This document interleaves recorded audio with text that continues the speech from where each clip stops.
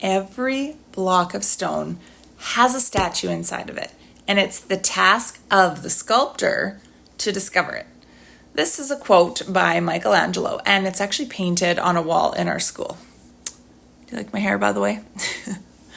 Anyway, this quote stopped me in my tracks today because it reminded me of the story of David. So I don't know if you know the story, but the statue of David is carved out of a giant piece of marble that kind of just sat there for years. Artists were called to make something out of it, and every single one of them said, nope, sorry, can't touch it. It is too flawed. And for years this went on. It was just rejected and rejected and rejected until Michelangelo came along, and he didn't see it as a broken block. Instead, what he saw was the potential of it, right? And something that a great mentor of mine once said, he basically said that wholeness doesn't come from adding more things to a task, right? It actually comes from chipping away at what no longer serves you.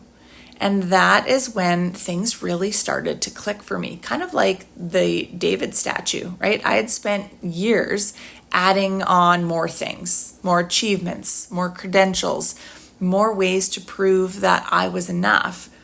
But I wasn't sculpting, I was piling on. So I started to ask myself, like, what can I let go of in order to be able to return to myself?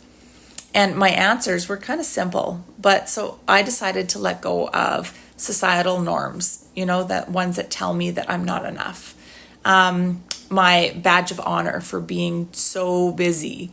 I used to believe that rest was a weakness and that my worth had to be earned.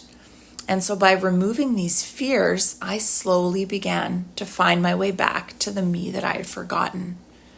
So let me ask you this. What do you need to chip away? Not to fix yourself, but to finally see the magnificent beauty that's been there all along. And I just want you to remember that while you're carving back that version of you, just be gentle with yourself, right? Becoming can be easy, but often remembering can be hard. Take care. We'll see you when we see you.